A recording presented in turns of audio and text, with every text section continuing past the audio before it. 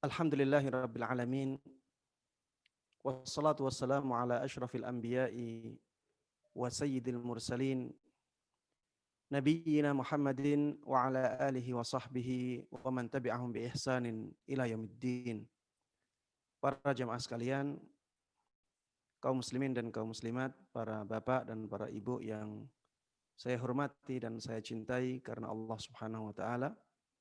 Alhamdulillah, Allah Subhanahu wa taala mempertemukan kita kembali dalam kajian ilmiah ini. Mudah-mudahan pertemuan kita ini benar-benar kita dasari dengan keikhlasan niat hanya untuk mengharapkan pahala dari Allah Subhanahu wa taala. Sehingga Allah memberikan kepada kita semuanya ilmu yang bermanfaat, ilmu yang berkah, yang bisa menjadikan kita baik, mulia, dan bahagia di dunia ini dan di akhirat nanti. Salawat dan salam tidak lupa kita terus panjatkan, kita terus ucapkan untuk Nabi kita Muhammad sallallahu alaihi wasallam yang sangat kita cintai, yang sangat kita kagumi, yang selalu kita junjung tinggi, selalu kita taati dan kita percayai.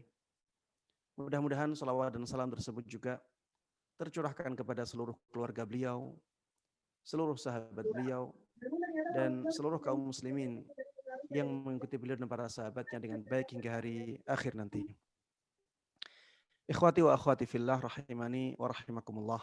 Semoga Allah Subhanahu wa taala memberikan rahmatnya kepada kita semuanya. Tema yang kita bahas pada kesempatan kali ini adalah tema yang sangat penting bagi kita semuanya.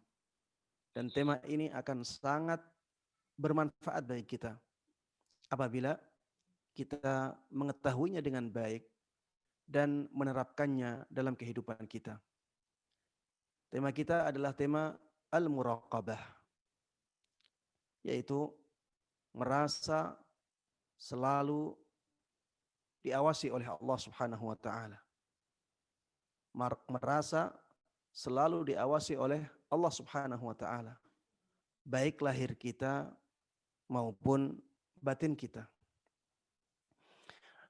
Muraqabatullah atau merasa selalu diawasi oleh Allah Subhanahu wa taala, ini adalah buah yang sangat manis dari keyakinan seseorang bahwa Allah Subhanahu wa taala selalu melihatnya.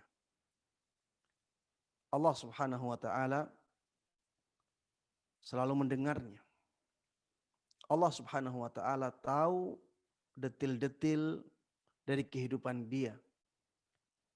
Allah Subhanahu wa taala mengetahui gerak-gerik dia. Ketika seseorang benar-benar yakin akan sifat-sifat Allah Subhanahu wa taala ini, dia akan selalu merasa diawasi, dilihat oleh Allah Subhanahu wa taala. Sekarang lagi tuh Pak, lagi musim tanaman di dalam ruangan. Allah Subhanahu wa taala dalam Al-Qur'an Pojok berfirman, situ kecil-kecil. wa'lamu annallaha ya'lamu ma fi anfusikum fahdharuh. Ketahuilah bahwa sesungguhnya Allah Subhanahu wa taala itu mengetahui apapun yang ada di diri kalian. Maka takutlah kalian kepadanya. Ketika kita mengetahui bahwa Allah Subhanahu wa taala Maha mengetahui segala sesuatu, bahkan apa yang kita simpan di dalam hati kita, Allah mengetahuinya, maka ketika itulah kita sudah menjalankan muraqabatullah, merasa selalu diawasi oleh Allah Subhanahu wa taala. Dan muraqabatullah ini adalah sesuatu yang sangat penting bagi setiap orang. Setiap dari kita sangat membutuhkan muraqabatullah. Makanya muraqabatullah ini diwajibkan kepada kita semuanya. Ya. Muraqabatullah, merasa selalu diawasi oleh Allah, ini diwajibkan kepada setiap muslim. Karena memang muraqabatullah ini sangat dibutuhkan oleh setiap orang. Semua yang diwajibkan oleh Allah Subhanahu wa taala pasti sangat dibutuhkan oleh setiap orang. Dan dengan muraqabatullah ini kita bisa beramal kebaikan dengan keikhlasan. Ya. Seseorang melakukan amalan dengan ikhlas itu karena dia merasa diawasi oleh Allah Subhanahu wa taala. Merasa diketahui amalannya oleh Allah Subhanahu wa taala. Kalau dia tidak merasa hal ini, maka dia tidak akan ikhlas dalam menjalankan amalannya. Karena seseorang yang ikhlas itu seseorang yang mengharapkan pahalanya dari Allah Subhanahu wa taala. Seseorang yang mengharapkan pahala dari amalnya kepada Allah Subhanahu wa taala. Dan ini tidak mungkin dilakukan oleh seseorang kecuali setelah dia merasa bahwa amalan tersebut benar-benar diketahui oleh Allah Subhanahu wa taala. Allah melihatnya ketika dia beramal. Dan kita tahu ya bahwa sesuatu yang menjadikan kita mendapatkan kemuliaan, maka sesuatu itu menjadi mulia. Dengan muraqabatullah kita bisa ikhlas. Dan ikhlas adalah sesuatu yang sangat luar biasa bagi kita semuanya.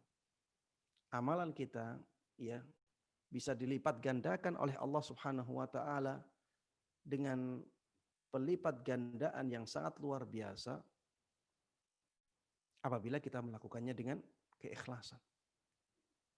Sebagian ulama salaf mengatakan betapa banyak amalan yang kecil dibesarkan pahalanya oleh niatnya. Keikhlasan ini bisa menjadikan amalan yang sangat luar biasa. Lihat ketika sedekah benar-benar disembunyikan oleh seseorang. Dia benar-benar ikhlas hanya karena Allah Subhanahu wa taala. Sedekah tersebut menjadi istimewa. Mendatangkan naungan yang sangat istimewa dari Allah Subhanahu wa taala di padang mahsyar nanti. Lihat zikir yang dilakukan dengan sembunyi-sembunyi. Wa rajulun dzakarallaha khaliyan fafadat ainah. Di antara 7 orang yang mendapatkan naungan istimewa di padang mahsyar nanti adalah seorang yang dia berzikir kepada Allah Subhanahu wa taala ketika saat sendiri. Dan dia mengucurkan air matanya. Orang yang berzikir ketika saat sendiri, dia tidaklah melakukan hal tersebut kecuali karena keikhlasan yang sangat tinggi. Dan yang seperti ini menjadikan dia diistimewakan dengan naungan di padang mahsyar nanti. Ini karena keikhlasan yang luar biasa. Ya. Ketika muraqabatullah menyampaikan seseorang kepada keikhlasan, ini menunjukkan bahwa muraqabatullah ini merupakan sesuatu yang sangat luar biasa. Dan muraqabatullah atau merasa selalu diawasi oleh Allah, ini menjadikan manusia benar-benar bisa menjalankan ketakwaannya dengan baik. Ya, takut kepada Allah tidak mungkin diwujudkan oleh seseorang kecuali dengan muraqabatullah. Dan takwa itu wajib. Sehingga muraqabatullah juga menjadi wajib. Takut kepada Allah dengan menjalankan perintah-perintah Allah dan meninggalkan larangan-larangannya, ini tidak mungkin bisa diwujudkan oleh seseorang kecuali ketika dia merasa diawasi oleh Allah Subhanahu wa taala, merasa diketahui oleh Allah, merasa dilihat oleh Allah, merasa didengar oleh Allah Subhanahu wa taala. Dan ketakwaan merupakan sesuatu yang sangat luar biasa. Fa inna khairaz zadi taqwa. Kata Allah Subhanahu wa taala tentang ketakwaan bahwa ketakwaan adalah bekal yang terbaik bagi manusia untuk kehidupan akhiratnya. Dengan muraqabatullah seseorang bisa mewujudkan ketakwaannya. Itu menunjukkan bahwa muraqabatullah ini sesuatu yang sangat luar biasa. Dengan muraqabatullah seseorang bisa semangat untuk benar-benar membaguskan amalan ibadahnya. Coba kalau kita sholat ya, kita merasa diawasi oleh Allah Subhanahu wa Ta'ala. Maka kita benar-benar akan membaguskan sholat kita. Ya, tidak seperti sebagian orang yang sholat tarawih hanya 7 menit. Mana muraqabatullahnya? Mana perasaan diawasi oleh Allah Subhanahu wa Ta'ala? Apakah tidak malu seseorang melakukan ibadah seperti itu kepada Allah Subhanahu wa Ta'ala? Kalau dia merasa diawasi oleh Allah Subhanahu wa Ta'ala, tidak mungkin seseorang melakukan ibadah yang seperti itu. Dia benar-benar akan membaguskan amalan ibadahnya kepada Allah Subhanahu wa Ta'ala. Dengan muraqabatullah seseorang bisa sampai pada derajat ihsan. Derajat yang paling tinggi dalam agama ini. An ta'budallah ka'annaka tarah. Fa in lam takun tarahu fa innahu yarak. Beribadah kepada Allah Subhanahu wa Ta'ala seakan-akan engkau melihatnya. Apabila tidak bisa demikian, maka seakan-akan engkau dilihat oleh Allah Subhanahu wa Ta'ala. Inilah muraqabatullah. Dengan muraqabatullah seseorang bisa sampai pada derajat ihsan, derajat yang paling tinggi di dalam Islam. Ini menunjukkan bahwa muraqabatullah sesuatu yang sangat istimewa, sangat penting bagi kita. Sebelum ke poin yang berikutnya, saya ingin menjelaskan ya. Karena sebagian orang ada yang salah dalam memahami seakan-akan dia melihat Allah. Ada sebagian orang yang bertanya kepada saya ya, apakah berarti kalau kita sholat, kita ingin ihsan dalam sholat kita membayangkan bagaimana bentuknya Allah Subhanahu wa Ta'ala dalam pikiran kita? Ada yang bertanya seperti itu. Maka jawabannya, pemahaman seperti ini pemahaman yang tidak benar. Ya, yang dimaksud seakan-akan engkau melihat Allah dalam ibadah adalah dilihat dari pengaruhnya. Dilihat dari apa? Pengaruhnya. Pengaruh penglihatan Allah saat kita beribadah. Seakan-akan kita melihat Allah, kemudian kita membaguskan amalan ibadah kita. Jadi, kita ihsan dalam ibadah kita adalah kita benar-benar membaguskan amalan ibadah kita seakan-akan ya, kita membaguskan amalan ibadah itu ketika dilihat oleh Allah Subhanahu wa Ta'ala. Ketika kita tahu bahwa kita melihat Allah Subhanahu wa Ta'ala. Ketika kita benar-benar di hadapan Allah dan kita melihatnya. Akhirnya kita benar-benar membaguskan amalan ibadah kita. Ya, inilah pemahaman yang benar ya sebagaimana disebutkan oleh para ulama. Ya. Bukan kita mereka-reka bentuk Allah dalam pikiran kita, kemudian kita seakan-akan melihatnya. Tidak demikian. Anta'budallah ka'annaka tarah. Dengan engkau beribadah kepada Allah seakan-akan engkau melihatnya. Ini maksudnya adalah dari sisi pengaruhnya. Ya, pengaruh dalam ibadah kita. Bagaimana pengaruhnya penglihatan kita kepada Allah apabila itu terjadi dalam ibadah kita. Kalau kita misalnya Pak Ustadz, suaranya lebih kecil lagi, Pak. Kedengaran kecil lagi. Kecil lagi ya? Iya, begitu. Ya cukup. Harus benar-benar di ini. Iya. Ana nggak tahu ini apa kesalahannya di mana karena baru kemarin seperti ini. Masya Allah. Ya. Taib. Ini tak dekatkan benar-benar dekat ya. Syukran, Pak. Taib. Iya. Anta'budallah ka'annaka tarah. Dengan engkau beribadah kepada Allah Subhanahu wa Ta'ala seakan-akan engkau melihatnya.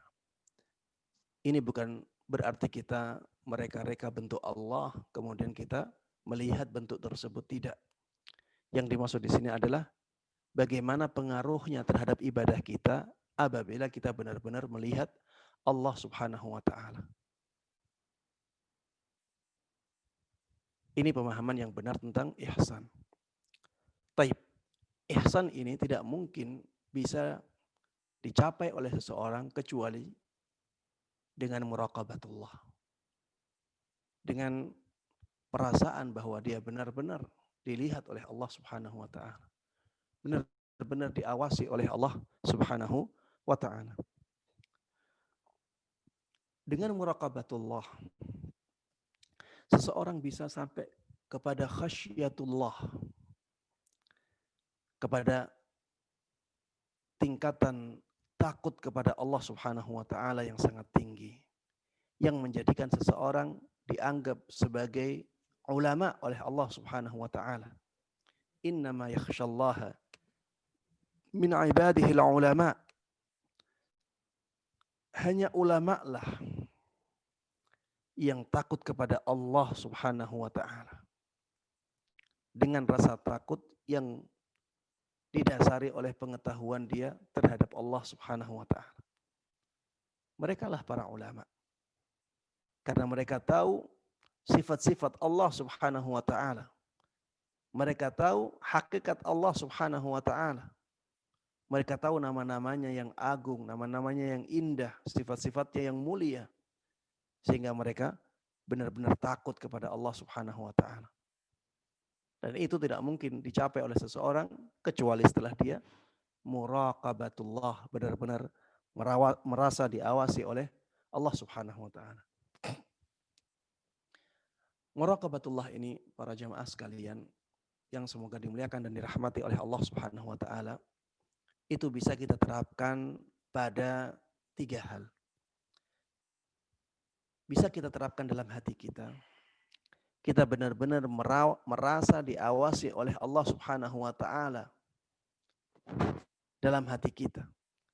Amalan-amalan hati kita benar-benar diketahui oleh Allah Subhanahu wa taala. Muraqabatullah juga bisa kita terapkan dalam lisan kita.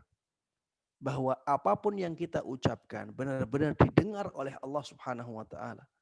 Benar-benar diketahui oleh Allah Subhanahu wa taala detil-detilnya. Dan muraqabatullah ini bisa kita terapkan dalam anggota badan kita. Sehingga kita tidaklah melakukan sesuatu dengan anggota badan kita kecuali merasa Allah melihatnya. Kecuali untuk kebaikan-kebaikan.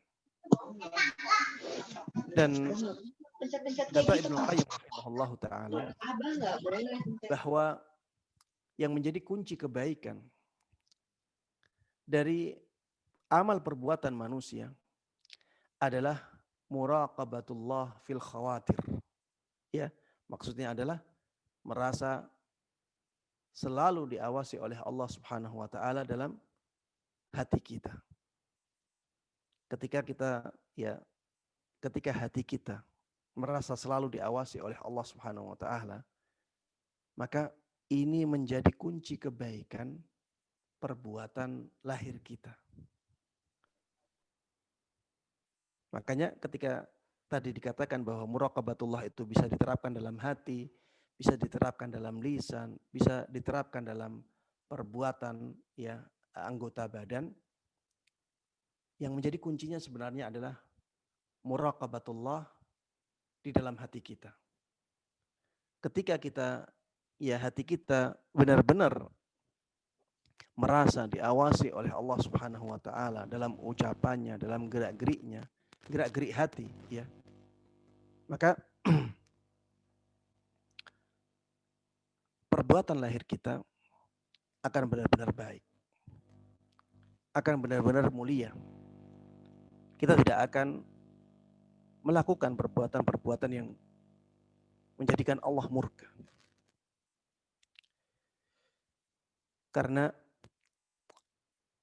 kita tahu bahwa Allah itu tidak akan membiarkan orang yang melakukan amalan kezaliman. amalan kemaksiatan. Sebagaimana Allah firmankan dalam surat Ibrahim, وَلَا تَحْسَبَنَّ اللَّهَ غَافِلًا عَمَّا يَعْمَلُ الظَّالِمُونَ إِنَّمَا يُؤَخِّرُهُمْ لِيَوْمٍ تَشْخَصُ فِيهِ الْأَبْصَارُ. Jangan sekali-kali engkau mengira bahwa Allah Subhanahu wa taala itu lalai. Allah Subhanahu wa taala itu lengah dari apa yang dilakukan oleh orang-orang zalim. Akan tetapi Allah Subhanahu wa taala hanya mengakhirkan hukumannya saja. Innama yu'akhiruhum liyaumin tashkhasu fil absar. Allah hanya mengakhirkan saja akibat dari kezaliman tersebut sampai hari di mana mata terbelalak, sampai mereka kaget ketika datang hukuman Allah Subhanahu wa taala. Orang yang merasa ada perasaan seperti ini ya, tahu bahwa Allah itu tidak akan membiarkan orang-orang yang zalim, maka dia benar-benar akan memilih yang baik-baik saja dan meninggalkan yang buruk. Taib. Imam Nawawi rahimahullahu taala dalam bab muraqabatullah ini membawakan banyak ayat yang menunjukkan bahwa Allah Subhanahu wa taala itu mengetahui segala sesuatu. Mengetahui apapun yang dilakukan oleh hambanya. Karena dengan pengetahuan ini seseorang akan merasa diawasi oleh Allah Subhanahu wa taala. Makanya di awal penjelasan tadi saya katakan bahwa muraqabatullah ini adalah buah manis dari keimanan seseorang tentang ilmunya Allah Subhanahu wa taala, bahwa Allah Maha mengetahui segala sesuatu. Tentang sifat Allah As-Sami' yang Maha mendengar, sifat Allah Al-Basir yang Maha melihat, sifat Allah Al-Khabir yang Maha mengetahui detil-detil segala sesuatu. Makanya di sini Imam Nawawi rahimahullahu taala membawakan ayat-ayat yang menjelaskan tentang ilmu Allah Subhanahu wa taala terhadap semua hambanya. Yang pertama adalah pengetahuan Allah Subhanahu wa taala tentang nabi kita Muhammad sallallahu alaihi wasallam. Allah Subhanahu wa taala di dalam surat Asy-Syu'ara ayat 218 sampai 219. Allah berfirman, "Alladzi yaraka hina taqum." Allah Subhanahu wa taala melihatmu ketika engkau bangun dari tidurmu. Wa taqallubaka fis sajidin. Dan Allah melihatmu ketika engkau melakukan gerakan-gerakan di antara orang-orang yang bersujud. Ini menjelaskan tentang pengetahuan Allah Subhanahu wa taala terhadap apa yang dilakukan oleh Nabi kita Muhammad sallallahu alaihi wasallam. Ketika Rasulullah sallallahu alaihi wasallam bangun di malam hari, Allah melihatnya. Ketika Rasulullah sallallahu alaihi wasallam melakukan salat di malam hari, Allah melihatnya.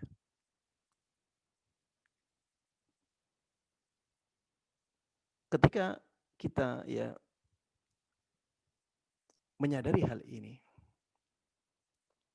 apa yang akan kita lakukan ketika kita tahu bahwa Allah melihat kita sholat di malam hari? Maka tentunya kita akan membaguskan sholat kita. Allah melihatnya.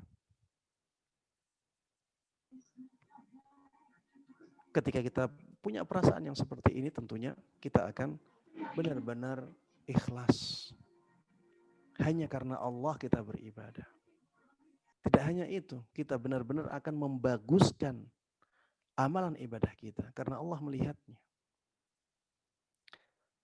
Ayat yang kedua yang dibawakan oleh Imam Nawawi rahimahullahu taala dalam bab ini adalah ayat tentang pengetahuan Allah Subhanahu wa taala terhadap semua hambanya. Yaitu ayat di surat Al-Hadid, ayat keempat. Allah Subhanahu wa taala berfirman, "Wa huwa ma'akum aynama kuntum." Dan Allah itu selalu bersama kalian dimanapun kalian berada.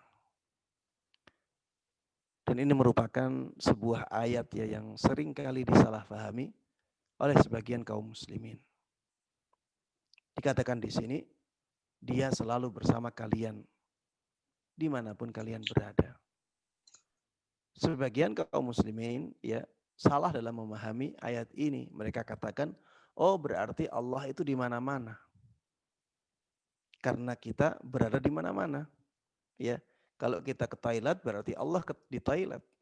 Ya, kalau kita ke tempat sampah berarti Allah di tempat sampah. Kalau kita di kamar tidur berarti Allah di kamar tidur kita. Karena Allah itu bersama kita dimanapun kita berada. Sebagian kaum muslimin memahami ayat ini dengan pemahaman yang seperti ini. Maka jawabannya, ini adalah pemahaman yang tidak benar. Kenapa tidak benar? Karena ayat ini konteksnya adalah menjelaskan tentang sifat Allah yang maha mengetahui segala sesuatu. Kalau kita memahami ayat, jangan dipotong. Kita pahami ayat dari awal ayat sampai akhir ayat. Bahkan kalau ayat tersebut berhubungan dengan ayat-ayat sebelumnya dan ayat-ayat setelahnya, maka kita harus melihat ya, melihat ayat sebelumnya bagaimana, ayat setelahnya bagaimana. Inilah pemahaman yang komprehensif ya, pemahaman yang menyeluruh. Jangan dipotong ayatnya. Makanya ketika kita melihat yang seperti ini, kita harus kembali kepada bagaimana para ulama memahaminya. Para ulama mengatakan ya, ayat ini tentang keilmuan Allah Subhanahu wa taala. Bahwa Allah dengan ilmunya ya, itu bersama kita. Maksudnya yang bersama kita adalah pengetahuan Allah, ilmu Allah yang bersama kita. Allah mengetahui apapun yang kita lakukan, dimanapun kita berada. Maksudnya ilmu Allah bersama kita itu maksudnya pengetahuan Allah itu akan selalu bersama kita. Allah akan mengetahui apapun yang kita lakukan dimanapun kita berada. Itulah maksud dari ayat ini. Kenapa kita pahami demikian? Karena awal ayat juga demikian. Ya, yang dijelaskan di awal ayat adalah tentang keilmuan Allah. Coba kita baca dari awal ayat. Huwallazi khalaqas samawati wal ard. Huwallazi khalaqas samawati wal ard. Ya'lamu ma yaliju fil ardi wa ma yakhruju minha. Huwallazi khalaqas samawati wal arda fi 6 ayyamin thumma istawa 'alal 'arsy. Ya'lamu ma yaliju fil ardi wa ma yakhruju minha wa ma yanzilu minas sama'i wa ma ya'ruju fiha wa huwa ma'akum aina ma kuntum. Ya, yang artinya dialah Allah Subhanahu wa taala yang menciptakan langit dan bumi dalam 6 hari. Kemudian Allah berada di atas arsy-Nya, ya. Kemudian Allah berada di atas arsy-Nya. Istiwa di atas arsy maksudnya adalah bahwa Allah Subhanahu wa taala tinggi di atas arsy-Nya. Ya'lamu ma yaliju fil ard. Setelah itu Allah Subhanahu wa taala mengatakan Allah tahu apa yang masuk ke bumi. Wa ma yakhruju minha, dan Allah tahu apa yang keluar dari bumi. Ini tentang pengetahuan Allah. Wa ma yanzilu minas sama, dan Allah tahu apa yang turun dari langit. Wa ma ya'ruju fiha, dan Allah tahu apa yang naik ke langit. Wa huwa ma'akum aina ma kuntum. Dia Allah Subhanahu wa taala selalu bersama kalian dimanapun kalian berada. Maka yang dimaksud dengan dia Allah selalu bersama kalian adalah ilmu Allah. Karena dari awal Allah Subhanahu wa taala membicarakan tentang ilmu Allah Subhanahu wa taala. Dan Allah sudah menyinggung bahwa Allah itu berada di atas arsy-Nya. Berarti yang bersama kita adalah ilmu Allah. Maksudnya adalah Allah mengetahui apapun yang kita lakukan. Ilmu Allah itulah yang selalu bersama kita. Bukan zatnya Allah yang selalu bersama kita, tapi ilmunya Allah Subhanahu wa taala. Ini harus difahami dengan baik, ya, sehingga kita tidak salah dalam memahami ayat ini, karena ayat ini berkaitan dengan sifat-sifat Allah Subhanahu wa taala. Jangan sampai ayat yang seperti ini kita fahami salah, kemudian setelah itu kita mengubah-ubah makna ayat yang lain yang menjelaskan bahwa Allah Subhanahu wa taala itu berada di atas arsy-Nya. Ar-Rahmanu 'alal arsy istawa. Zatnya Allah Subhanahu wa taala itu berada di atas arsy-Nya. Sedangkan yang bersama kita adalah ilmu Allah Subhanahu wa taala. Ya. Baik. Kemudian yang ketiga, baik, ayat yang kedua ini kenapa dibawakan oleh Imam Nawawi rahimahullahu taala untuk menjelaskan bahwa Allah Subhanahu wa taala Maha mengetahui apapun yang kita lakukan. Kalau kita sudah mengetahui hal ini, maka sadarilah hal ini. Harusnya kita selalu punya kesadaran bahwa Allah selalu melihat kita, dan itulah muraqabatullah. Ayat yang ketiga tentang ilmu Allah juga, innallaha la yakhfa 'alaihi syai'un fil ardi wala fis sama'. Sesungguhnya Allah Subhanahu wa taala tidak ada sesuatu pun di langit dan di bumi yang samar baginya. Tidak ada sesuatu pun ya yang ada di langit dan di bumi yang samar bagi Allah Subhanahu wa taala. Allah tahu semuanya dengan sedetil-detilnya. Ya. Bahkan di dalam ayat yang lainnya di surat Al-An'am. Di surat Al-An'am Allah Subhanahu wa taala berfirman, wa 'indahu mafatihul ghaibi la ya'lamuha illahu wa ya'lamu ma fil barri wal bahr. Dan hanya di sisi Allah Subhanahu wa taala kunci-kunci hal-hal yang gaib. Wa ya'lamu ma fil barri wal bahr, dan Allah tahu apapun yang ada di daratan dan apapun yang ada di lautan. Wa ma tasqutu min waraqatin illa ya'lamuha. Tidak ada satupun daun yang jatuh kecuali Allah tahu. Coba bayangkan ya, berapa jumlah daun di muka bumi ini. Allah katakan tidak ada satupun daun yang jatuh kecuali Allah mengetahuinya. Wala habbatin fi dhulumatil ardi wala radbin wala yabisin illa fi kitabim mubin. Begitu pula ya. Tidak ada satupun biji yang ada di muka bumi ini kecuali Allah tahu, ya. Tidak ada satupun biji yang ada di dalam bumi, yang masuk di dalam kegelapan bumi, kecuali Allah tahu biji itu. Wala ratbin wala yabisin illa fi kitabim mubin. Ya. Tidak ada sesuatu pun yang basah ataupun sesuatu yang kering kecuali telah ditulis oleh Allah Subhanahu wa taala dalam ya kitab yang benar-benar menjelaskan semuanya. Ini menunjukkan bahwa Allah tahu semua detil-detil dari sisi kehidupan makhluknya.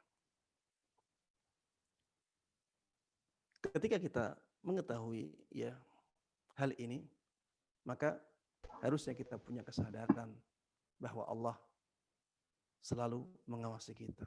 Allah selalu melihat kita. Baik, yang berikutnya adalah ayat di surat Al-Fajr ayat ke-14. Allah Subhanahu wa taala berfirman, "Inna rabbaka labil mirsad." Iya, ayat ini menjelaskan tentang kezaliman orang-orang di zaman dahulu. Ya. Allah Subhanahu wa taala telah memberikan azab kepada umat-umat terdahulu karena kezaliman mereka. Kemudian Allah sebutkan, inna rabbaka labil mirsad. Sesungguhnya Rabbmu itu selalu mengawasi. Allah Subhanahu wa taala tidak akan membiarkan kezaliman orang-orang yang zalim. Ya, kecuali kalau mereka meminta maaf kepada Allah, meminta ampun kepada Allah ketika mereka bertaubat. Allah akan ampuni dosa-dosa mereka dan Allah tidak akan hukum setelah Allah ampuni dosa-dosa mereka. Tapi kalau mereka balelo, ya,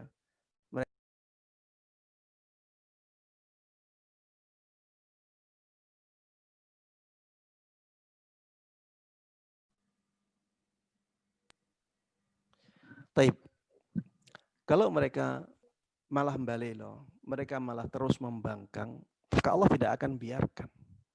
Sebagaimana Allah memperlakukan umat-umat terdahulu. Memang ya, kezaliman itu seringkali dibiarkan dulu oleh Allah Subhanahu wa taala. Tapi bukan berarti Allah akan terus membiarkannya. Tidak memberikan hukuman, tidak demikian. Ya, coba lihat ya.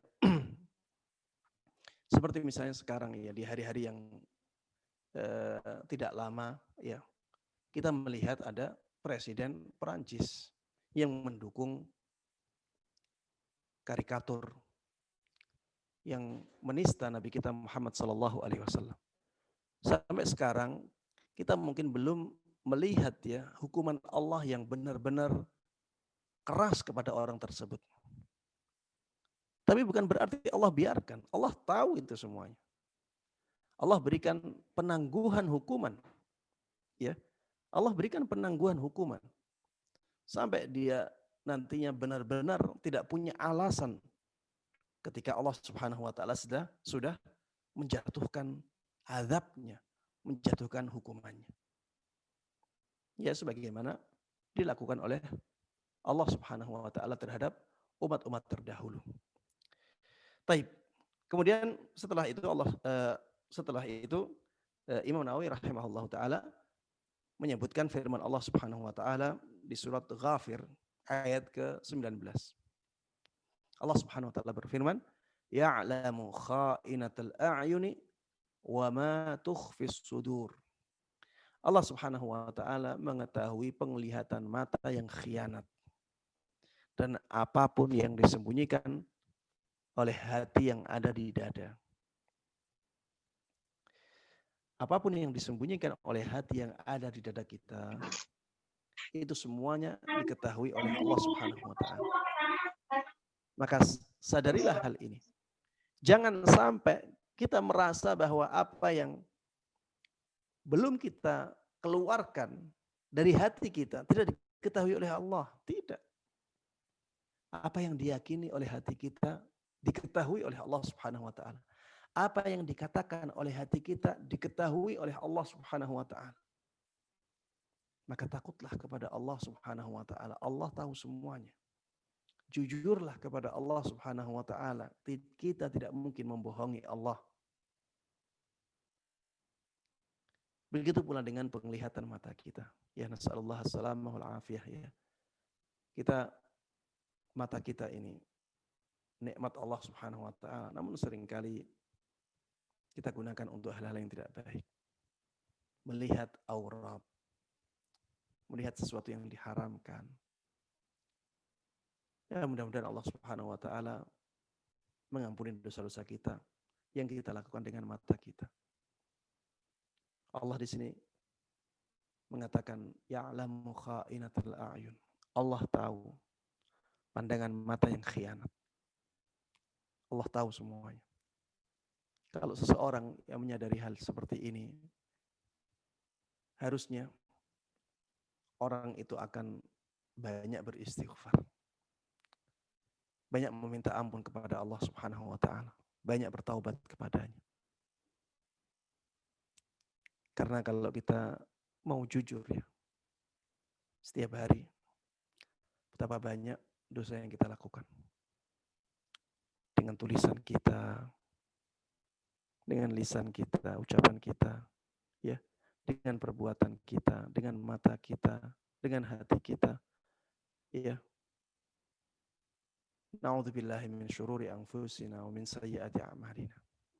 Kita berlindung kepada Allah Subhanahu wa taala dari keburukan-keburukan diri kita dan juga dari keburukan perbuatan kita. Baik, setelah membawakan ayat-ayat yang berhubungan dengan pengetahuan Allah Subhanahu wa taala, Imam Nawawi rahimahullahu taala setelah itu membawakan dalil-dalil dari hadis Nabi Muhammad sallallahu alaihi wasallam ya tentang muraqabah. Hadis yang pertama yang bisa kita baca dalam majelis ini adalah hadis ya Jibril. Terkenal dengan istilah hadis Jibril ya karena hadis ini menceritakan tentang kisah Jibril yang menampakkan dirinya sebagai manusia yang sangat tampan, sangat bersih, bajunya sangat bersih badannya. Dia pendatang tapi tidak terlihat ya bekas-bekas atau tanda-tanda bahwa dia melakukan perjalanan yang jauh. Tapi dia orang asing, ya. Kemudian datang kepada Rasulullah Sallallahu Alaihi Wasallam, mendekat kepada Rasulullah Sallallahu Alaihi Wasallam, duduk dengan duduk yang menunjukkan ketundukan dan ketawaduan kepada Rasulullah Sallallahu Alaihi Wasallam, ya. Kemudian bertanya tentang Islam, kemudian bertanya tentang iman kepada Rasulullah Sallallahu Alaihi Wasallam. Tapi setelah dijawab oleh Rasulullah Sallallahu Alaihi Wasallam, ya orang ini yang sebenarnya adalah malaikat Jibril mengatakan sodakta, engkau benar. Orang bertanya kok membenarkan jawabannya, berarti sebenarnya dia sudah tahu. Ya, para sahabat ketika itu pun heran, loh orang ini tanya, kok setelah dijawab malah membenarkan. Berarti sebenarnya sudah tahu. Ya, ini ada yang mengambil pelajaran dari hadis ini bahwa kita juga kalau misalnya kita sudah tahu tentang sesuatu, kita ingin agar orang lain tahu, kita bisa meminta jawaban dari ustadz kita, ya. Agar yang lain tahu, kita berpura-pura tanya, Ustadz hukumnya ini apa? Kemudian ustadz menjawab, ya. Sehingga jawaban ustadz ini diketahui oleh banyak orang, ya. Karena Jibril melakukan hal yang sama. Ini juga ya sebagian ulama mengambil kesimpulan dari hadis ini, bolehnya kita memperagakan suatu peragaan yang dengan peragaan tersebut seseorang atau manusia bisa mengambil pelajaran. Ya. Seperti drama ya yang isinya baik dibolehkan. Dengan berdalil hadis ini. Jibril pura-pura datang kepada Rasulullah Sallallahu Alaihi Wasallam dan pura-pura bertanya, ya agar para sahabat Nabi Muhammad Sallallahu Alaihi Wasallam bisa mengambil pelajaran dari apa yang dilakukan oleh malaikat Jibril ini. Ya, ini sebagian dari ulama berdalil dengan hadis ini untuk membolehkan peragaan-peragaan yang bisa mendatangkan pelajaran yang baik untuk orang banyak. Taib. Yang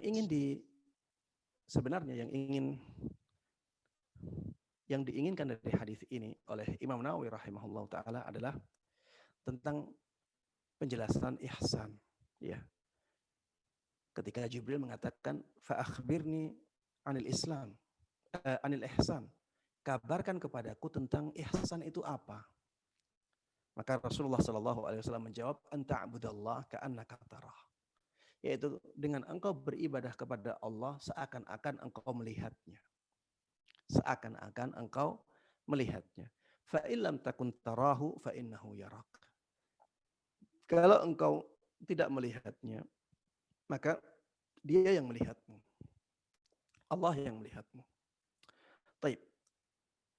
Ihsan ini bisa didapatkan oleh seseorang ketika dia muraqabatullah, merasa Allah melihatnya. Ya, merasa Allah melihatnya. Sebenarnya ya, ihsan itu dua-duanya ada perasaan bahwa Allah melihatnya. Sebenarnya demikian. Hanya saja ihsan yang tingkatan yang pertama, yaitu seakan-akan engkau melihatnya, ini asar atau pengaruh terhadap ibadah seseorang itu lebih tinggi daripada ketika seseorang merasa dilihat oleh Allah. Ketika seseorang melakukan ibadah, seakan-akan dia benar-benar melihat Allah, itu jelas beda rasanya, beda pengaruhnya daripada ketika seseorang merasa diawasi oleh Allah. Tapi dua-duanya sebenarnya sama. Ya, maksudnya sama-sama seorang hamba tersebut merasa dilihat oleh Allah Subhanahu wa taala. Makanya ihsan tidak mungkin dicapai oleh seseorang kecuali setelah dia muraqabatullah, merasa selalu diawasi oleh Allah Subhanahu wa taala. Dan tingkatan yang pertama ini lebih tinggi. Ketika seseorang ya beribadah, dia merasa bahwa dia melihat Allah, seakan-akan dia melihat Allah. Dia beribadah seakan-akan dia melihat Allah. Ini tingkatannya lebih tinggi karena pengaruhnya lebih besar dalam baiknya ibadah seseorang. Dan para ulama mengatakan, ya sebagian ulama mengatakan bahwa ihsan yang tingkatan pertama ini namanya ibadatut talab. Ibadatut talab. Sedangkan ihsan yang tingkatan kedua namanya ibadatul harab. Ibadatul harab. Yaitu ibadatul talab adalah ketika seseorang beribadah, dia merasa membutuhkan ibadah itu. Merasa membutuhkan ibadah tersebut. Adapun ibadatul harab adalah ibadah yang dasarnya adalah rasa takut kepada Allah Subhanahu wa taala. Ibadatul talab, ibadah yang dasarnya rasa cinta, rasa berharap kepada Allah Subhanahu wa taala. Ibadatul harab, yaitu ibadah yang dasarnya adalah takut kepada Allah Subhanahu wa taala. Dan ibadah yang didasari oleh rasa cinta itu lebih tinggi tingkatannya daripada ibadah yang didasari oleh rasa takut. Dua-duanya baik, ya, dua-duanya sesuatu yang mulia, sesuatu yang baik. Tapi kalau kita membicarakan mana yang lebih tinggi tingkatannya, maka yang lebih tinggi tingkatannya sebagaimana disebutkan oleh para ulama adalah ketika seseorang mendasari ibadahnya benar-benar karena rasa cinta kepada Allah Subhanahu wa taala yang lebih dominan. Baik, hadis yang kedua. Hadis yang kedua yang dibawakan oleh Imam Nawawi rahimahullahu taala adalah hadis yang sangat masyhur. Ittaqillaha haitsu ma kunt. Takwalah kalian kepada Allah dimanapun kalian berada. Takwalah kalian kepada Allah dimanapun kalian berada. Di keramaian, takwalah kepada Allah. Di kesunyian, takwalah kepada Allah Subhanahu wa taala. Dimanapun Anda berada, takwalah kepada Allah. Dan ini tidak mungkin dilakukan oleh seseorang kecuali ketika seseorang benar-benar merasa diawasi oleh Allah Subhanahu wa taala. Ketika seseorang benar-benar muraqabatullah. Ya. Baik. Hadis yang ketiga. Hadis yang menjelaskan tentang pesan Nabi kita Muhammad sallallahu alaihi wasallam kepada seorang anak, yaitu sahabat Ibnu Abbas radhiyallahu taala anhu ketika itu masih kecil. Rasulullah panggil dengan panggilan ya gulam, wahai anak kecil. Inni u'allimuka kalimat. Sungguh aku ingin memberikan pelajaran kepadamu dengan beberapa kalimat. Ihfazillaha yahfazka. Jagalah Allah, Allah akan menjagamu. Kata para ulama, yang dimaksud dengan menjaga Allah bukan menjaga zat Allah. Karena Allah Subhanahu wa taala tidak perlu dijaga, tidak perlu orang lain. Maka yang dimaksud dengan ihfazillah di sini, jagalah Allah adalah jagalah agama dan syariatnya. Bagaimana menjaga agama dan syariatnya? Adalah dengan menerapkannya dalam kehidupan kita. Maksudnya, Jagalah agama dan syariat Allah agar dia selalu ada pada dirimu. Agar dia selalu engkau terapkan dalam kehidupanmu. Kalau engkau melakukan yang seperti ini, yahfadzka, Allah akan menjagamu. Ya, Allah akan menjagamu. Ketika engkau menjalankan agama Allah, ketika engkau menjaga agama Allah, maka Allah akan menjagamu. Ihfazillaha tajidhu tujahak. Jagalah agama Allah, engkau akan mendapati Allah benar-benar ada di depanmu. Ini juga, ya, kata-kata ini jangan sampai kita maknai dengan makna zahirnya. Oh, berarti kalau kita menjaga agama Allah, kita akan mendapati zat Allah di depan kita. Tidak demikian. Kita harus kembali kepada penjelasan para ulama. Apa maksudnya? Ketika kita menjaga agama Allah, kita akan dapati Allah di depan kita. Maksudnya adalah kita akan mendapati arahan-arahan dari Allah Subhanahu wa taala. Petunjuk Allah Subhanahu wa taala akan menjadi jelas benar-benar di depan kita. Kita tahu apa yang diinginkan oleh Allah Subhanahu wa taala dalam mengarungi kehidupan ini. Inilah maksudnya. Tajidhu tujahak. Allah akan memberimu petunjuk dan Allah akan menolong, memberikanmu pertolongan. Allah akan memberikanmu kemenangan. Ya, ini yang dimaksud dengan mendapati Allah ada di depanmu. Engkau akan mendapati Allah ada di depanmu. Maksudnya Allah akan memberimu petunjuk. Allah akan memberimu pertolongan. Allah akan memberimu kemenangan. Makanya harusnya kita benar-benar, ya, menjaga agama Allah Subhanahu wa taala. Semakin kita menjaga agama Allah, menerapkannya dalam kehidupan kita, maka kita akan semakin dimuliakan oleh Allah Subhanahu wa taala dan oleh hamba-hambanya. Kita akan dicintai oleh Allah dan kita akan dicintai oleh hamba-hamba Allah Subhanahu wa taala. Lihatlah Rasulullah sallallahu alaihi wasallam. Kenapa sampai sekarang Rasulullah itu mulia? Selalu doakan dengan doa-doa kebaikan. Selalu dicintai oleh manusia. Karena beliaulah orang yang paling menjaga agama Allah. Orang yang paling menerapkan agama Allah dalam kehidupan beliau. Orang yang paling memperjuangkan agama Allah. Tidak ada yang melebihi beliau. Kemudian setelah itu, kenapa sahabat Abu Bakar menjadi orang yang paling mulia di umat ini? Karena memang beliaulah orang yang paling menjaga agama Allah. Beliaulah orang yang paling memperjuangkan agama Allah setelah Rasulullah Sallallahu Alaihi Wasallam. Begitu pula dengan sahabat Umar. Kenapa beliau menjadi orang kedua yang paling mulia di umat ini? Karena beliaulah orang yang paling menjaga agama Allah. Paling memperjuangkan agama Allah. Kenapa sampai sekarang kita masih mengenal para sahabat itu? Masih mengenal sahabat Uthman, masih mengenal sahabat Ali, masih mengenal sahabat Ibnu Abbas, sahabat Abu Hurairah, sahabat Ibnu Mas'ud, sahabat Amr ibn al-As, sahabat Mu'adz ibn Jabal, dan sahabat-sahabat yang lainnya. Dan kita sangat mencintai mereka, sangat memuliakan mereka. Kenapa demikian? Karena memang mereka dimuliakan oleh Allah Subhanahu wa taala dengan amalan-amalan mereka. Sampai sekarang kita masih mengenal imam-imam, ya. Karena mereka memang sangat tinggi perjuangannya dalam menjaga agama Allah dan menerapkan agama Allah dalam kehidupan mereka. Ihfadillah tajidhu tujahak. Jagalah agama Allah Subhanahu wa taala.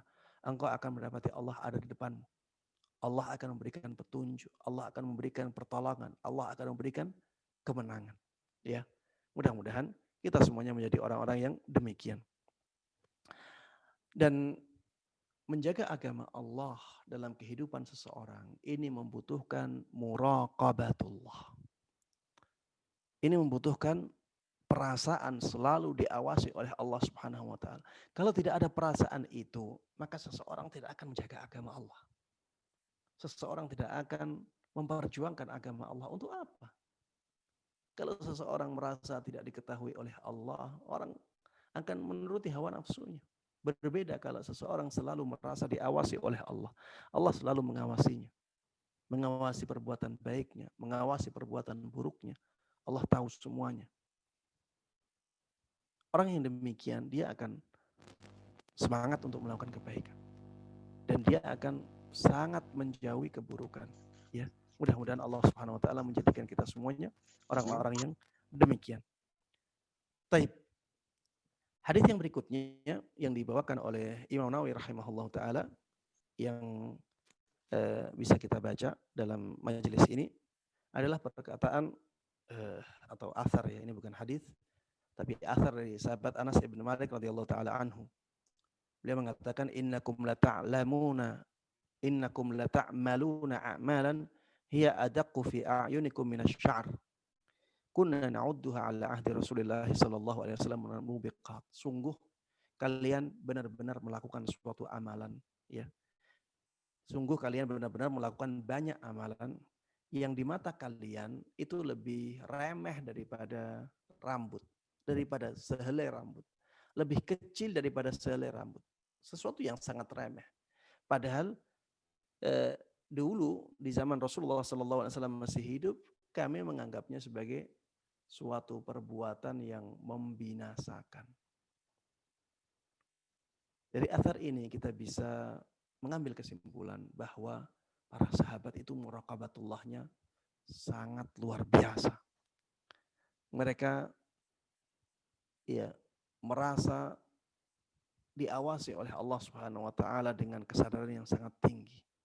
Makanya mereka sampai menganggap sesuatu yang sepele itu sesuatu yang sangat membahayakan. Mereka sangat takut kepada Allah Subhanahu wa taala dan ini tidak mungkin dicapai oleh seseorang kecuali ketika seseorang benar-benar merasa diawasi oleh Allah Subhanahu wa taala. Taib. Yang selanjutnya, ini mungkin hadis yang terakhir, ya, yang bisa kita baca di majelis ini di bab al-muraqabah. Hadis dari sahabat Abu Hurairah radhiyallahu taala anhu bahwa Nabi Muhammad sallallahu alaihi wasallam pernah bersabda, "Innallaha ta'ala yaghar." Sesungguhnya Allah Subhanahu wa taala itu bisa cemburu. Sesungguhnya Allah Subhanahu wa taala itu bisa cemburu. Wa ghairatullah ayyatiyal mar'u ma harramallahu alaihi.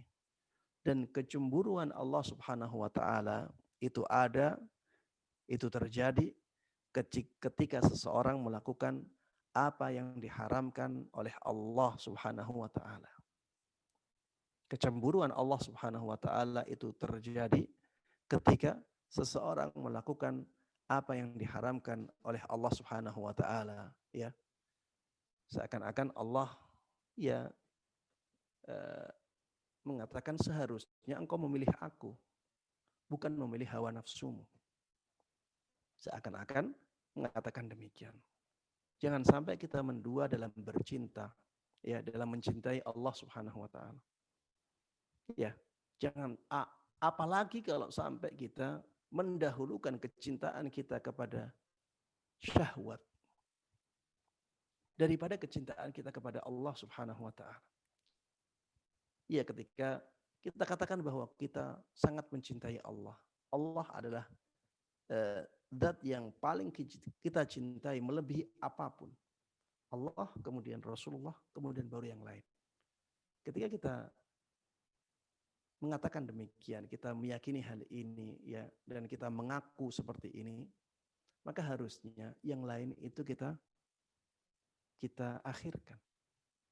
Ketika Allah mengatakan jangan melakukan perzinahan, jangan melakukan yang diharamkan, misalnya jangan melihat hal yang diharamkan. Berarti di sini ada larangan Allah yang Allah adalah zat yang paling kita cintai dengan godaan syahwat. Godaan syahwat ini juga kita cintai secara naluri manusia, secara tabiat. Ada dua kecintaan di sini, ada dua kesenangan di sini.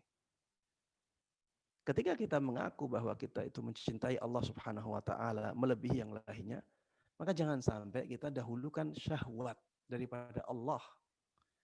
Makanya Allah akan menjadi sangat cemburu ketika kita mendahulukan syahwat kita.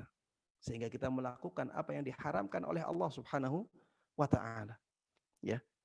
Dan orang yang cemburu, ya, dia akan melakukan sesuatu yang sangat tidak disenangi oleh orang yang dicemburui. Ya, orang yang cemburu akan murka. Begitu pula Allah Subhanahu wa taala, walillahil matsalul a'la, ya. Kita tidak menyamakan Allah sama persis dengan makhluknya, tidak, ya. Tapi kecemburuan Allah Subhanahu wa taala itu sesuai dengan kemuliaan Allah Subhanahu wa taala. Kita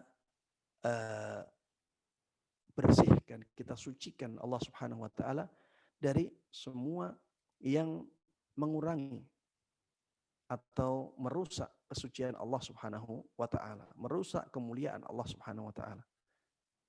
Kita katakan bahwa cemburunya Allah itu tidak sama dengan cemburunya makhluknya. Tapi kita harus katakan bahwa Allah itu punya sifat cemburu. Kenapa? Karena Rasulullah SAW telah menyampaikannya kepada kita, dan kita harus menerima apapun yang disampaikan oleh Rasulullah SAW sebagai sebuah kebenaran yang mutlak. Ya, demikian yang bisa Ana sampaikan dalam kesempatan kali ini. Ya, mudah-mudahan kita semuanya diberikan oleh Allah Subhanahu wa taala rasa takut. Diberikan oleh Allah Subhanahu wa taala rasa selalu diawasi oleh Allah Subhanahu wa taala, sehingga kita benar-benar bisa ikhlas dalam melakukan ibadah. Kita benar-benar bisa membaguskan ibadah kita, dan kita benar-benar bisa menjauhi apapun yang diharamkan oleh Allah Subhanahu wa taala. Amin amin ya rabbal alamin. Wa sallallahu wa sallama wa baraka ala nabiyina Muhammadin wa ala alihi wa sahbihi wa man tabi'ahum bi ihsanin ila yaumiddin. Walhamdulillahi rabbil alamin. Alhamdulillah. Subhanallah. Masya Allah, barakallahu fiik Pak Ustadz atas penjelasannya mengenai muraqabatullah ini, ya, yang sangat penting bagi kita para umat muslim dalam menjalankan kehidupan kita sehari-hari, terutama untuk menjauhi perbuatan kita terhadap kemaksiatan, ya Pak Ustadz. Ya, menjaga kita dari hawa nafsu untuk melakukan hal yang tidak baik. Baik, dari kolom chat sudah ada beberapa pertanyaan, Pak Ustadz. Saya bacakan saja. Dari ini titipan pertanyaan dari Fulan binti Fulan. Assalamualaikum Ustadz. Bila seorang muslim yang sudah merasa dilihat oleh Allah, namun tetap dikalahkan oleh hawa nafsu untuk melakukan kemaksiatan, apakah yang menyebabkan demikian? Syukran. Barakallahu fiik. Iya. Yang menyebabkan hal tersebut adalah masih lemahnya keimanan dia. Ya, masih lemahnya keimanan dia kepada hukuman Allah Subhanahu wa taala, kepada azab Allah Subhanahu wa taala, kepada sifat-sifat Allah yang maha pedih siksanya. Ini seringkali, ya, seseorang dia merasa diawasi oleh Allah Subhanahu wa taala, ya, tapi masih melakukan kemaksiatan. Masih melakukan kemaksiatan. Itu biasanya memang karena keimanannya yang ketika itu lemah. Dia imannya lagi lemah. Jiwanya lagi sakit.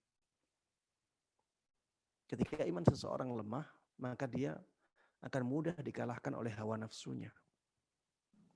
Sehingga akhirnya dia tetap melakukan apa yang diinginkan oleh hawa nafsunya. Orang yang seperti itu juga dia kurang dari sisi ketakutan dia kepada siksa Allah.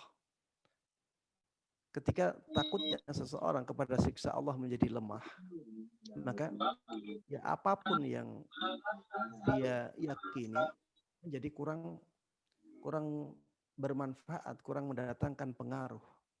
Ya, makanya Al-Quran pun, sudah ada Al-Quran. Orang-orang munafik itu tahu apa yang ada di dalam Al-Quran. Tapi mereka tidak mendapatkan manfaat dari Al-Quran karena memang mereka tidak takut terhadap ancaman-ancaman Allah Subhanahu wa taala. Makanya kita perlu ya di dalam mempelajari agama ini, kita perlu sesekali ya atau seringkali kita ingatkan diri kita akan bagaimana dahsyatnya siksa Allah Subhanahu wa taala. Dan bahwa siksa Allah itu tidak hanya di akhirat, di dunia juga bisa siksa itu datang. Kita harus tahu hal ini. Di dalam Al-Quran disebutkan ya di surat Qaf di ayat terakhir, di penutup surat Qaf, Allah Subhanahu wa taala mengatakan fadzakir bil Qur'ani man yakhafu wa'id. Ingatkanlah dengan Al-Quran ini orang yang takut kepada ancaman. Ingatkan dengan Al-Quran ini orang yang takut kepada ancaman Allah Subhanahu wa taala. Al-Quran itu bermanfaat untuk orang yang takut ancaman. Sama nasihat yang diberikan kepada kita itu menjadi bermanfaat ketika kita takut kepada Allah dan hari akhir, takut kepada ancaman Allah, takut kepada siksa Allah. Ketika ketakutan seseorang terhadap siksa Allah, terhadap hukuman Allah itu menjadi lemah, maka yang ada nanti dia akan melakukan banyak kemaksiatan. Ya. Makanya termasuk di antara sebab seseorang melakukan kemaksiatan itu ketika dia merasa aman. Ketika dia merasa aman, tidak ada yang bisa mencelakakan dia. Ayahsabu alla yaqdira alaihi ahad. Apakah dia mengira bahwa tidak ada yang bisa mengalahkannya? Di surat Al-Balad. Kemudian di surat Al-Balad juga ya dikatakan ayahsabu allam yarahu ahad. Apakah dia mengira tidak ada yang melihatnya? Apakah dia mengira tidak ada yang melihat perbuatan-perbuatannya? Ya. Sebagian ulama mengatakan bahwa dua hal ini itu menjadi sebab seseorang melakukan kemaksiatan. Ketika seseorang tidak takut kepada yang lain dan ketika seseorang tidak merasa tidak dilihat oleh orang lain, dia akan melakukan kemaksiatan. Ya, maka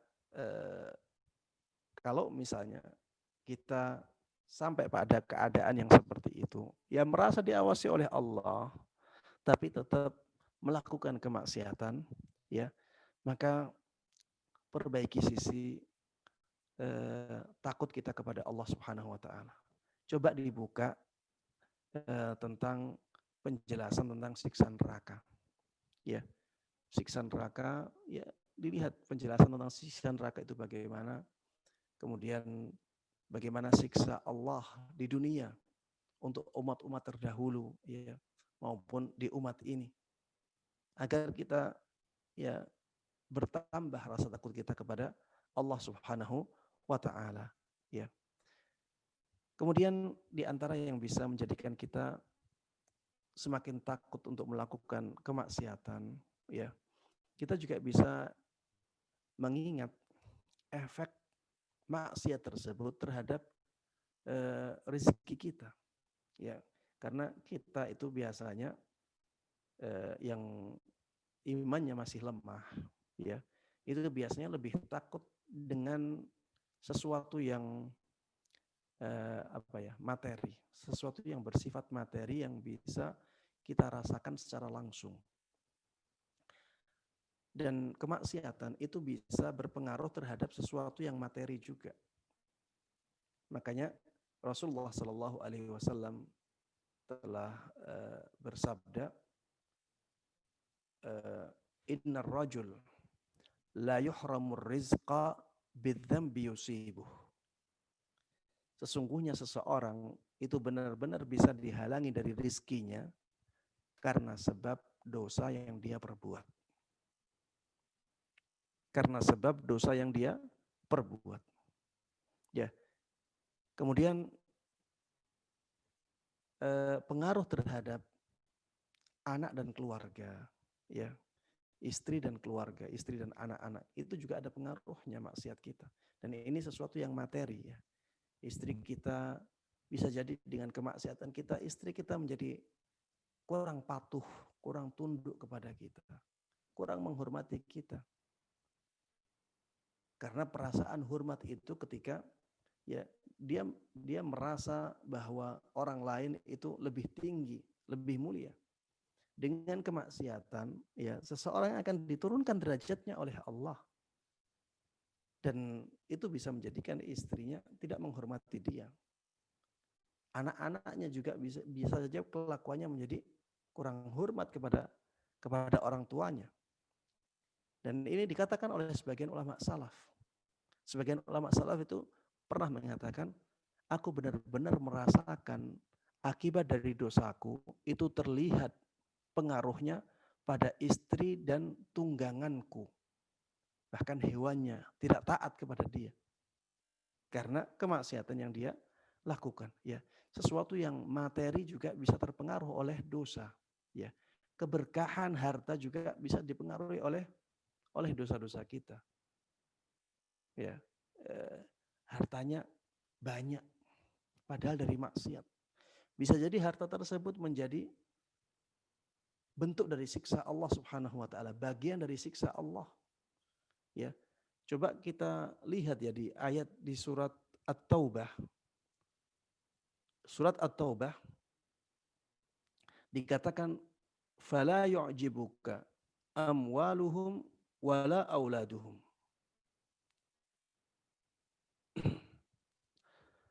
Baik, fala tu'jibuka amwaluhum wala auladuhum. Di surat At-Taubah ayat 55. Jangan sampai harta mereka dan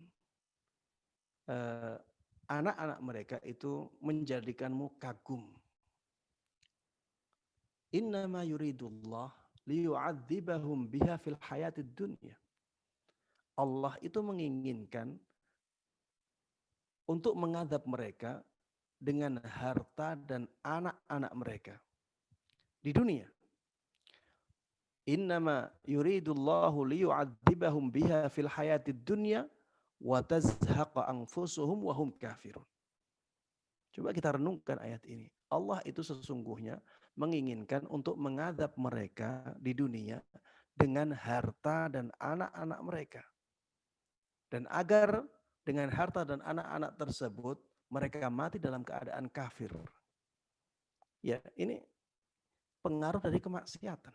Ketika kita melakukan kemaksiatan, ada pengaruhnya dalam kehidupan kita di dunia ini. Ya, rezeki kita bisa dikurangi oleh Allah Subhanahu wa taala. Bisa dihalangi oleh Allah Subhanahu wa taala. Kalau misalnya rezeki tersebut tidak dihalangi oleh Allah Subhanahu wa taala, rezeki yang kita dapatkan tidak berkah. Bisa jadi rezeki itu merupakan bentuk hukuman dari Allah Subhanahu wa taala. Bentuk azab dari Allah Subhanahu wa taala. Rezekinya tidak, hartanya ya tidak tahu kemana hilangnya. Atau hartanya menjadikan dia celaka. Ya. Atau hartanya menjadikan anak istrinya sakit-sakitan. Hartanya menjadikan anak istrinya rusak moralnya. Ya. Na'udzubillahi min dzalik. Wallahu taala alam. Masya Allah. Barakallahu fiik, Ustaz. Saya ajukan pertanyaan dari Ahmad Dimyati. Assalamualaikum. Mohon pencerahan. Allah zatnya ada di atas arsy dan ilmunya ada di mana-mana. Apa yang dimaksud zat Allah dan ilmu Allah? Apakah berarti juga bahwa di bumi ini tidak ada zat Allah? Terima kasih. Iya. Allah Subhanahu wa taala itu tidak ada di bumi. Jelas itu. Kenapa? Karena kita mengatakan bahwa Allah itu maha besar. Allah itu maha besar. Ya. Dan kita bisa bayangkan ya bagaimana kebesaran Allah Subhanahu wa taala melebihi segala sesuatu. Coba kita lihat ya. Allah itu punya kursi. Allah itu punya kursi. Sebagian salaf mengatakan kursi itu adalah tempat kakinya Allah Subhanahu wa taala.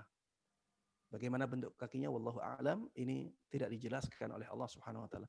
Tapi Allah punya kaki disebutkan oleh Rasulullah sallallahu alaihi wasallam dalam banyak hadisnya yang sahih. Dan kaki itu ya kursi adalah tempat kakinya Allah Subhanahu wa taala. Taib. Bagaimana besarnya kursi ini? Besarnya kursi ini apabila dibandingkan dengan langit dan bumi, langit dan bumi itu seperti kepingan dirham, ya. Kepingan dirham yang kecil dilemparkan di hamparan tanah yang sangat luas. Ini perbandingan antara kursi Allah dengan langit dan bumi. Coba kita lihat langit dan bumi ini luasnya kayak apa. Coba yang ahli fisika, yang mengetahui betapa luasnya luar angkasa. Itu dibandingkan dengan kursi Allah Subhanahu wa ta'ala. Taib, ana belum ya. Jangan ke sana dulu. Luar angkasa yang dilihat oleh manusia saat ini itu belum semuanya. Tapi itu pun sudah sangat luas sekali. Itu pun sudah sangat luas sekali. Mereka belum melihat langit-langit itu, ya, karena di langit itu ada pintunya. Mereka belum melihat pintu langit itu. Dikatakan oleh Rasulullah SAW ketika Mi'raj, ya, diangkat ke langit untuk mendapatkan perintah sholat, ya. Ada pintu-pintu, ada penjaga pintu langit pertama, penjaga pintu langit kedua, penjaga pintu langit keempat dan seterusnya. Dan ada penghuninya di sana. Rasulullah melihat itu. Dan tidak mungkin yang dilihat oleh Rasulullah SAW hanya khayalan. Itu benar-benar nyata. Dan orang-orang di zaman ini, ya, dengan pengetahuan mereka terhadap luar angkasa yang sangat luas tersebut belum menemukan yang itu. Berarti yang hakikatnya langit dan bumi itu lebih luas dari itu. Itu pun apabila dibandingkan dengan kursi Allah seperti kepingan, ya, kepingan dirham yang dilemparkan di hamparan tanah yang sangat luas sekali. Tidak ada perbandingannya. Coba lihat kursi Allah ini apabila dibandingkan dengan arasy-Nya Allah. Kursi Allah apabila dibandingkan dengan arasy-Nya Allah itu seperti perbandingan langit dan bumi apabila dibandingkan dengan kursinya. Jadi kalau kursi Allah dibandingkan dengan arasy Allah Subhanahu wa taala, arasy itu singgasananya Allah, ya. Apabila dibandingkan dengan singgasananya Allah Subhanahu wa taala, kursi itu seperti kepingan dirham. Dibandingkan dengan hamparan tanah yang sangat luas sekali. Tidak ada tepinya. Dan Allah lebih besar dari itu. Apakah zat yang sebesar ini itu ada di bumi? Bagaimana? Enggak masuk akal sama sekali. Tidak masuk akal sama sekali. Bumi ini sangat kecil. Apalagi kalau kita melihat video-video tentang luar angkasa, ya. Bumi yang kita lihat sangat besar ini itu bisa jadi setitik benda yang ada di alam semesta ini. Bahkan titik itu bisa hilang, bisa tidak terlihat. Bagaimana dikatakan Allah ada di bumi? Ini sesuatu yang sangat tidak masuk akal sekali, ya. Wallahu ta'ala alam. Jadi ketika dikatakan bahwa Allah bersama kita, ya, itu maksudnya adalah Allah itu ilmunya bersama kita. Allah itu mengetahui, ya, pengetahuan Allah terhadap kita itu selalu ada, ya. Pengetahuan Allah tentang kita itu selalu bersama kita. Maksudnya Allah mengetahui apapun yang kita lakukan, ya, dimanapun kita berada, kapanpun kita lakukan, ya. Wallahu ta'ala alam. Dan silahkan ya dilihat, direnungi. Setiap ada kata-kata bahwa Allah itu bersama dengan makhluknya, pasti sedang menjelaskan tentang pengetahuan Allah. Konteksnya adalah konteks penjelasan tentang ilmu Allah Subhanahu wa taala terhadap hamba-hambanya.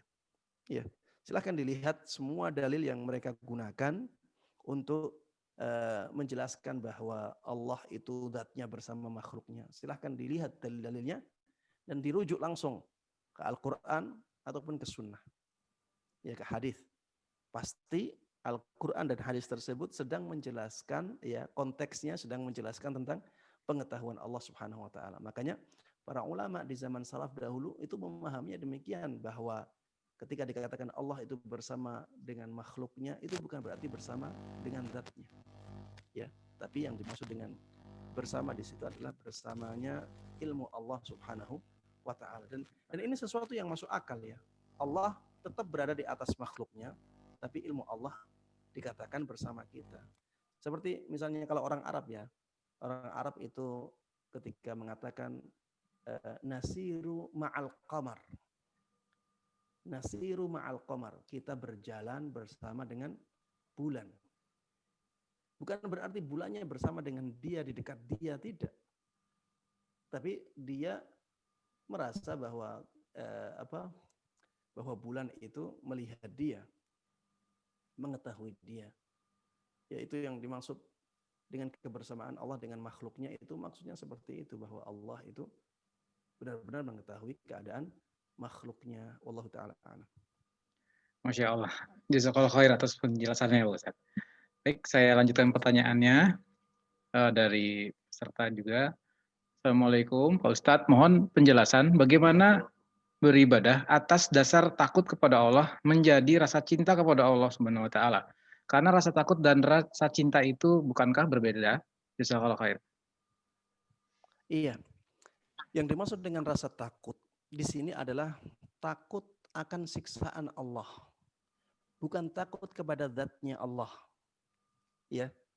Jadi ketika kita takut kepada Allah, kemudian kita beribadah kepadanya, itu maksudnya adalah karena kita takut terhadap siksa Allah Subhanahu wa taala, akhirnya kita melakukan ibadah, sehingga dengan ibadah tersebut kita tidak disiksa oleh Allah Subhanahu wa taala. Ya. Karena pada zat Allah Subhanahu wa taala ada sifat-sifat yang lain, sifat Rahim, sifat Rahman, ya. Jadi ada sifat kasih sayang, ada sifat menolong hambanya yang taat kepadanya, ada sifat mencintai, bahwa Allah itu mencintai hambanya yang taat kepadanya. Jadi karena kita takut kepada Allah dari siksanya, dan kita berharap mendapatkan kecintaan Allah Subhanahu wa taala, mendapatkan kasih sayang Allah Subhanahu wa taala, mendapatkan rahmat Allah Subhanahu wa taala, mendapatkan nikmat-nikmatnya, akhirnya kita beribadah. Ya. Ya, ibadah yang demikian ya, ini sesuatu yang mulia. Tapi yang lebih mulia dari itu adalah ibadah karena ibadah yang pengaruh terbesarnya adalah karena kecintaan. Didominasi oleh kecintaan kepada Allah Subhanahu wa taala. Apabila dalam ibadah kita yang mendominasinya adalah rasa cinta kepada Allah, maka kita akan sampai pada derajat tertinggi dalam ibadah kita kepada Allah Subhanahu wa taala. Ya, sebagaimana disebutkan oleh banyak ulama, di antaranya Ibnul Qayyim rahimahullahu taala. Beliau mengatakan seperti itu ya, bahwa ibadah dengan tingkatan tertinggi itu ibadah yang didominasi oleh rasa cinta. Setelah itu baru tingkatan ibadah yang karena didominasi oleh rasa takut kepada Allah Subhanahu wa taala. Dan ini bisa dihubungkan dengan ihsan tadi. Ya, anta'budallah ka'annaka tarah. Dengan engkau beribadah kepada Allah seakan-akan engkau melihatnya. Ini bisa dikatakan inilah cinta. Karena kita melihat Allah dan kita mencintai Allah, akhirnya kita membaguskan ibadah kita.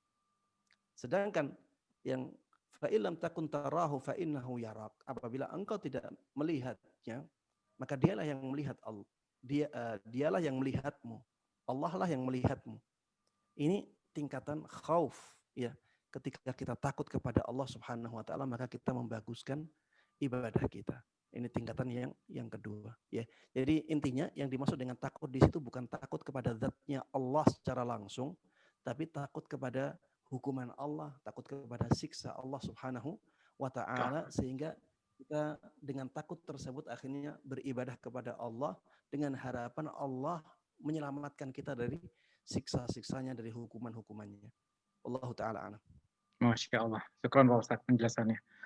Ini ada pertanyaan bagus sekali Pak Ustadz dari Dr. Fitri Mulia. Assalamualaikum Ustadz. Bagaimanakah mendialogkan muraqabatullah pada anak-anak kita di usia 5 tahun, 7 tahun, dan 11 tahun? Jazakallah khair. Ya, sampaikan saja kepada mereka bahwa Allah itu selalu melihat kita. Walaupun kita tidak melihat Allah Subhanahu wa taala. Jadi kita katakan kepada mereka bahwa Allah itu zat yang maha tinggi. Dan Allah Subhanahu wa taala itu ada di arsy-Nya, ada di atas arsy-Nya. Allah ada di atas arsy-Nya. Arsy itu di atas langit dan langit itu di atas kita. Tapi walaupun Allah Subhanahu wa taala jauh di atas kita, Allah selalu melihat kita. Allah selalu melihat kita. Kita katakan hal tersebut. Kita sampaikan saja. Nanti ketika mereka menanyakan ya tentang pemahaman mereka bagaimana tentang Allah Subhanahu wa taala, ketika pemahaman tersebut benar ya kita dukung. Ketika misalnya tidak benar ya kita luruskan. Tapi kita sampaikan saja kepada mereka apa adanya.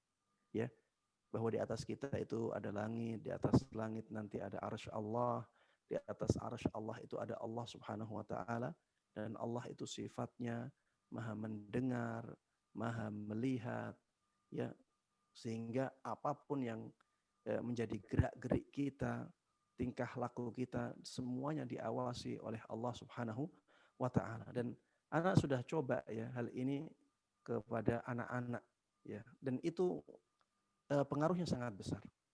Pengaruhnya sangat besar.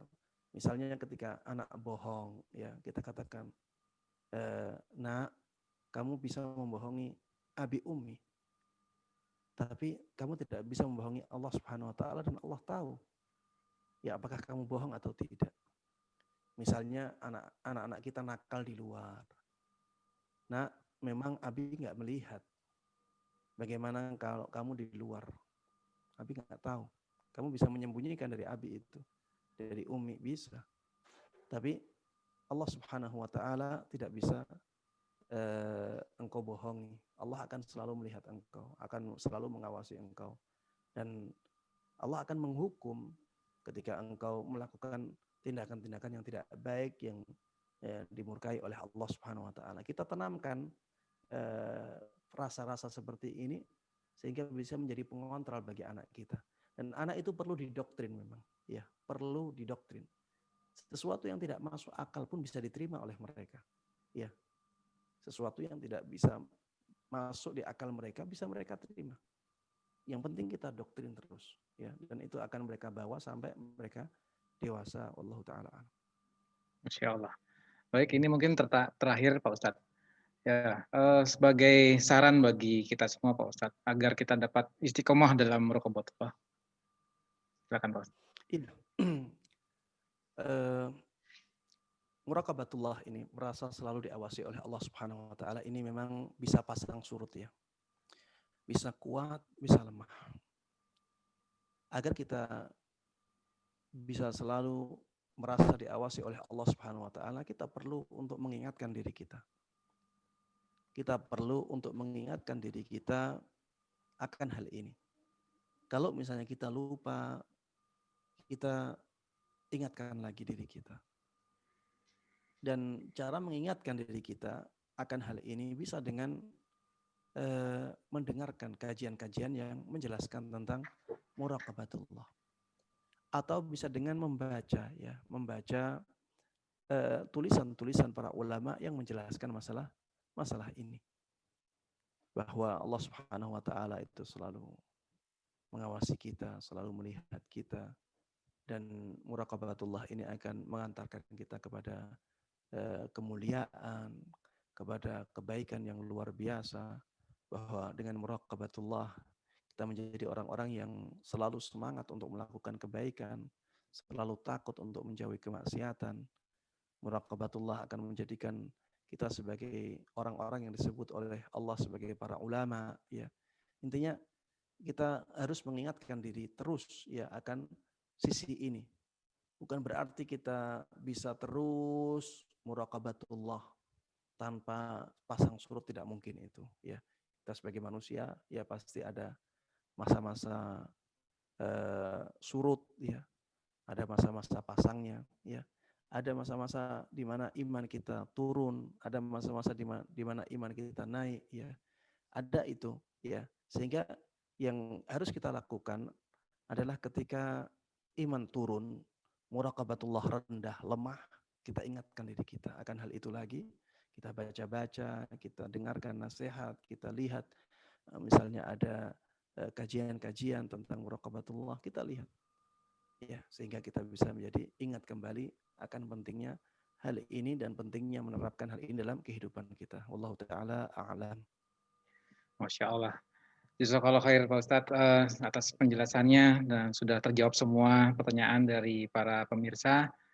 Barakallahu fiik. Saya ucapkan terima kasih atas pesan-pesan yang sudah disampaikan oleh Ustadz Musyafa. Semoga bermanfaat bagi kita semua dalam menjalankan kehidupan sehari-hari kita, dalam menahan hawa nafsu kita untuk menghindari kemaksiatan. Dengan selalu mencoba beristiqomah untuk muraqabatullah. Insya Allah, amin.